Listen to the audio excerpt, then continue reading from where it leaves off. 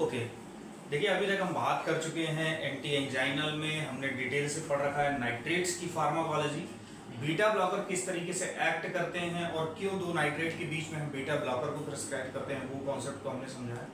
अब हम बात करेंगे, देखिए बीटा ब्लॉकर के स्पेसिफिकली कुछ साइड इफेक्ट हैं और कॉन्ट्राइंडिकेशन। तो साइड इफेक्ट की अगर हम बात करें तो बीटा ब्लॉकर्स को अगर आप बोल रहे हैं तो it means you are saying non selective beta blocker that can block to the beta 1 and beta 2 as well. तो बीटा 1 और बीटा 2 को जब ब्लॉक करता है कोई बीटा ब्लॉकर तो क्या साइड इफेक्ट आते हैं। तो बेसिकली साइड इफेक्ट्स में देखिए, सबसे पहले हम इधर की तरफ, ये हमारा क्या है साइड इफेक्ट्स, और ये कई बार आपके एग्जामिनेशन में पूछा गया है इसलिए मैं इसको हाईलाइट कर रहा हूं। And this is Contra indication. So the side effects, number 1, first one fatigue. अब देखिए फटीग का मतलब है कि आपको क्या लग रहा है, कमजोरी लग रही है, थकावट लग रही है। तो बट ऑब्वियस सी बात है कि अगर आपका बीटा ब्लॉकर दिया जाएगा, मींस बीटा 1 रिसेप्टर को ब्लॉक किया जाएगा, मींस आपको हार्ट रेट और जो कार्डियक आउटपुट है उसको कम किया जाएगा, नंबर 1। नंबर 2, आप क्या कम करेंगे, बीटा 2 को, चूंकि बीटा 1 को ब्लॉक कर रहे हैं तो बेसिकली बीटा 1 डोमिनेटिंग रोल को कंसीडर करेंगे फटीग में हम। और यहाँ पे जब ओवरऑल सिंपैथेटिक आउटफ्लो कम होगा, क्योंकि बीटा ब्लॉकर्स एड्रेनालिन और नॉरएपिनेफ्रिन ये बीटा रिसेप्टर के थ्रू एक्ट करके हार्ट रेट और ब्लड प्रेशर को बेसिकली क्या करते हैं, इंक्रीज करते हैं। तो यहाँ पे जब हम बात करेंगे तो ये हार्ट बीटा ब्लॉकर्स है तो हार्ट रेट क्या हो जाएगी, कम हो जाएगी, एंड ब्लड प्रेशर क्या हो जाएगा, कम हो जाएगा।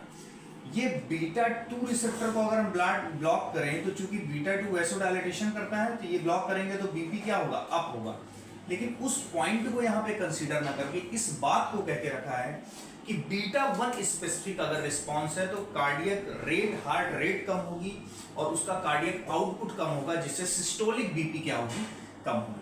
तो बच्चों जब सिस्टोलिक बीपी कम हो रहा है, हार्ट रेट कम हो रहा है, ओवरऑल सिंपैथेटिक आउटफ्लो कम हो रहा है due to the beta blockers, it means कि जब स्केलेटल मसल में आपके प्रॉपर सप्लाई ऑफ ब्लड नहीं होगी, ब्लड प्रेशर फॉल होगा, या सेंट्रल नर्वस सिस्टम में प्रॉपर ब्लड का फ्लो नहीं होगा, क्योंकि कार्डियक आउटपुट क्या हो गया, कम हो गया है। तो जब सेंट्रल नर्वस सिस्टम में प्रॉपर कार्डियक ब्लड फ्लो नहीं जाएगा, इट मींस कि आप क्या फील करेंगे, फटीग फील करेंगे, थका हुआ फील करेंगे। तो ये आपका फटीग एक प्रॉब्लम है। डिप्रेशन, देखिए डिप्रेशन को लेके कुछ थ्योरी है कि ये सर्टेन इंडिविजुअल में बीटा ब्लॉकर डिप्रेशन को कॉज करती है। तो एक जो सीधा सा रोल है वो है कि सिंपैथेटिक आउटफ्लो को तो बीटा ब्लॉकर कम कर ही रही है। तो जब सिंपैथेटिक आउटफ्लो को कम कर रही है और sympathetic outflow fight and flight के लिए रिस्पॉन्स होता है, बेसिकली एनर्जी लेवल को मेंटेन करता है, बूस्टअप करता है। तो जब आप बीटा को ब्लॉक कर देंगे तो आपका क्या होगा, सिंपैथेटिक आउटफ्लो कम होगा, कोई डाउट नहीं है। एनर्जी, आपकी एनर्जी लेवल बॉडी का क्या होगा, कम होगा। और ये दोनों चीज इनडायरेक्टली किसको प्रमोट करती हैं, डिप्रेशन को। But the more prominent mechanism is here कि आपका norepinephrine and dopamine and serotonin. तो this is norepinephrine and this is dopamine and this is serotonin. These 3 neurotransmitter are involved in the balancing of mood. ये mood के balance को mood के balance को बनाने में हेल्प करते हैं ये तीनों न्यूरोट्रांसमीटर। तो अगर आप बीटा ब्लॉकर्स देखते हैं तो बेसिकली नॉरएपिनेफ्रिन के एक्शन को आप नहीं देख पाओगे थ्रू द बीटा 1 या बीटा 2 रिसेप्टर्स। तो वहां पे ये क्या बैलेंस नहीं होगा, मूड बैलेंस नहीं होगा, and this imbalance in the mood leads to the depression. तो ये एक डिप्रेशन के लिए आपकी बात होगी। Next, sleep disturbances. Sleep disturbance किस तरह का करते हैं बीटा ब्लॉकर, देखिए बच्चों जो बीटा 1 रिसेप्टर होता है मोस्टली हम जानते हैं ये कार्डियक मायोसाइट्स पे होता है, लेकिन कार्डियक मायोसाइट्स के अलावा ये पिनियल ग्लैंड में भी होता है और वहां पे बीटा 1 डिपेंडेंट मेलाटोनिन का रिलीज होता है जो कि स्लीप को मेंटेन करने के लिए रिस्पॉन्सिबल है ड्यूरिंग द इवनिंग या ड्यूरिंग द नाइट। तो बेसिकली वहां पे क्या होगा कि चूंकि बीटा 1 डिपेंडेंट क्या होता है, किसका रिलीज इंक्रीज होता है, मेलाटोनिन का। तो अब क्या होगा कि चूंकि आपने क्या रिसेप्टर बीटा 1 को ब्लॉक करके रखा है, क्योंकि हम बात किसकी कर रहे हैं, बीटा ब्लॉकर्स की। तो वहां पे इनहिबिट कर रहे हैं आप नॉरएपिनेफ्रिन को कि वो एक्शन दे अपना कहां पे, पिनियल ग्लैंड पे।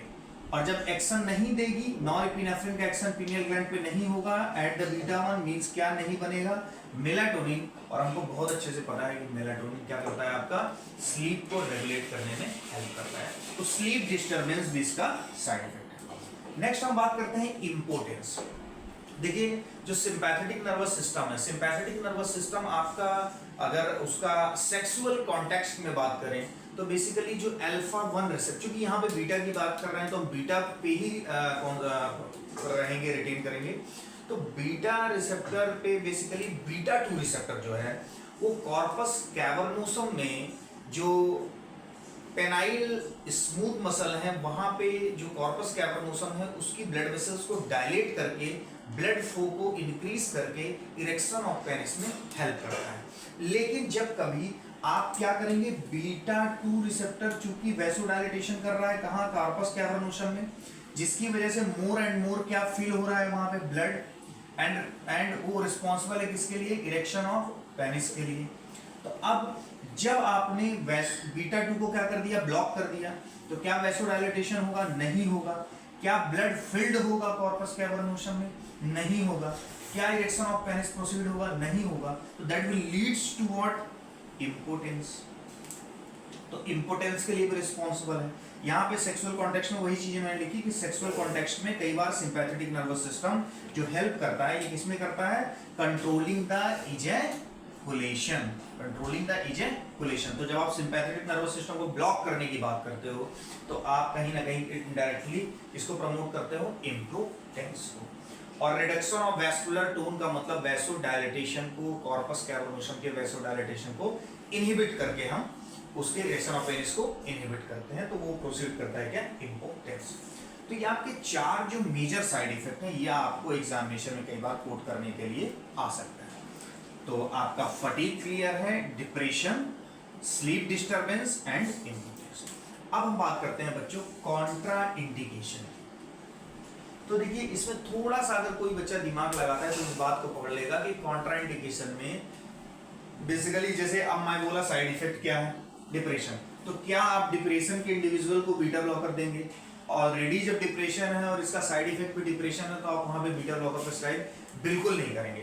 तो उस बात को समझते हुए ये एक स्टार इंडिकेट कर रहा है 5 points, 1 2 3 4 5 and the contraindication of first, जो भी आसानी से समझ में आ गया आपको, this is the depression. Depression में हम बीटा ब्लॉकर प्रिस्क्राइब नहीं करेंगे, तो ये यहां से आप क्लियर है।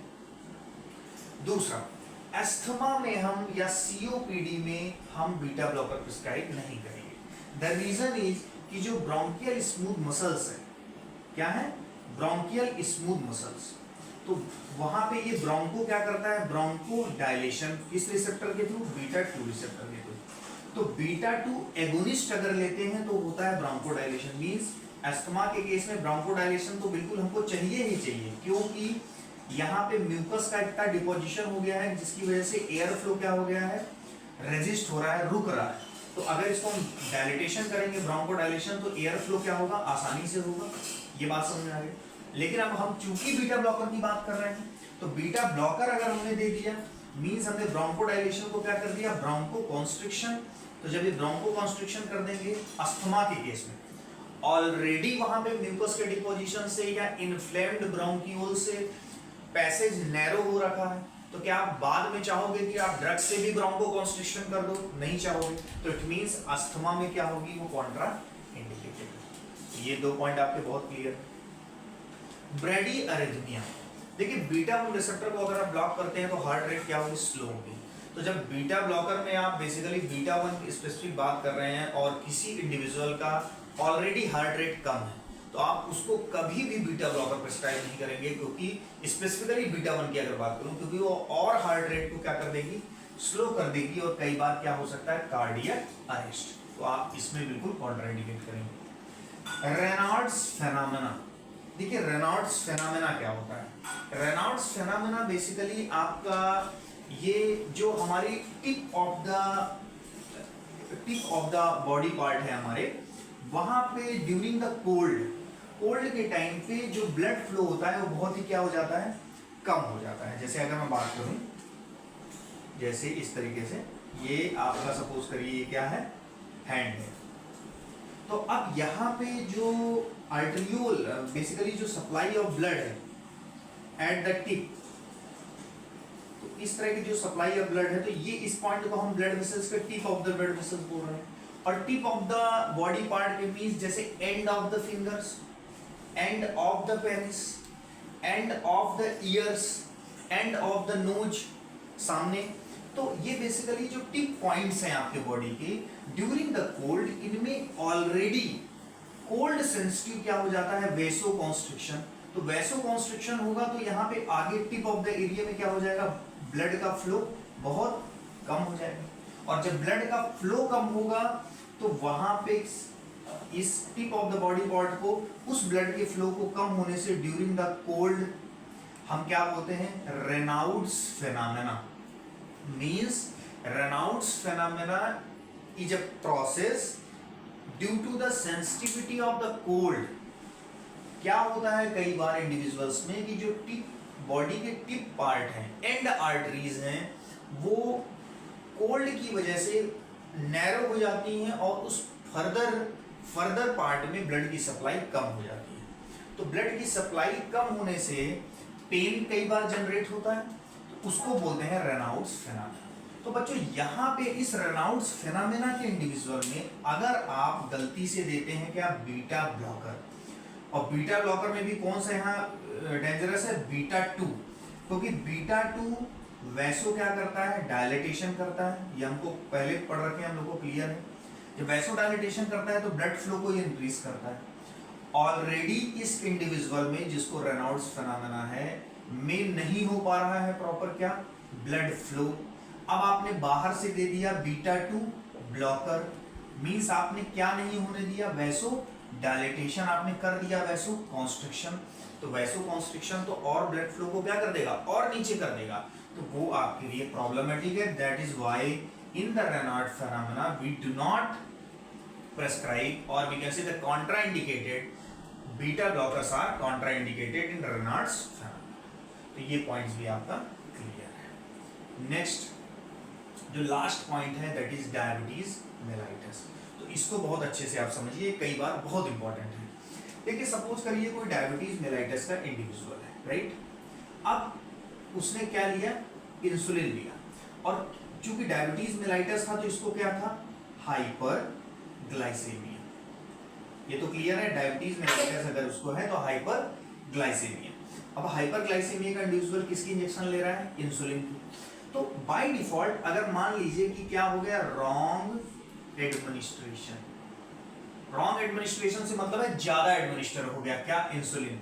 तो ये हाइपर ग्लाइसेमिया का इंडिविजुअल किस में चला गया, हाइपोग्लाइसेमिया, बराबर। अब हाइपोग्लाइसेमिया में चला गया तो उस इंडिविजुअल का जो सेंट्रल नर्वस सिस्टम है, जब ये सेंस करेगा कि ब्लड में ग्लूकोज का लेवल सडन कम हो गया है, तो they will start firing which system, तब सीएनएस किसको स्टिमुलेट करेगा, sympathetic outflow. And sympathetic outflow जब एकदम से इंक्रीज होगा, कौन सा, एड्रेनलिन और नॉरएपिनेफ्रिन ब्लड स्ट्रीम में ज्यादा आएंगे, they will binds to their respective receptor, तो हार्ट रेट बहुत ज्यादा बढ़ जाएगी। कई बार आपको क्या हो सकता है, palpitation, heart rate with sweating क्या बोलते हैं आप, पाल्पिटेशन। और बीटा 2 रिसेप्टर मसल स्पिंडल में भी होते हैं, वहां से वो क्या करेंगे, ट्रेमर, क्या करेंगे, ट्रेमर। और आपको क्या आएगा, सिंपैथेटिक सिस्टम एक्टिवेट होगा, स्वेटिंग।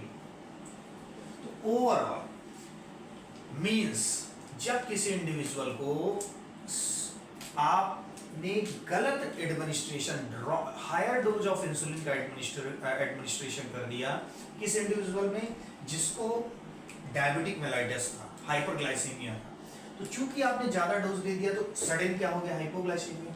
सीएनएस ने उसको मैनेज करने के लिए किसको एक्टिवेट किया, sympathetic outflow. Central nervous system से बोला कि उसको किसी तरीके से मैनेज करो। मैनेज करने का सेंस सिंपैथेटिक को ही इसलिए किया क्योंकि सिंपैथेटिक नर्वस सिस्टम में जो नॉरएपिनेफ्रिन एंड एड्रेनलिन है, when they will bind to the which receptor on the liver, specifically beta 2 receptor, तो वो क्या करते हैं, ग्लाइकोजन को ब्रेक करके क्या बनवाते हैं, glucose, and gluconeogenesis means glucose का फॉर्मेशन अदर देन कार्बोहाइड्रेट, तो उससे भी क्या बढ़ेगा ब्लड में, ग्लूकोज। तो overall beta 2 mediated response in the hepatocytes leads to the increase in the glucose level.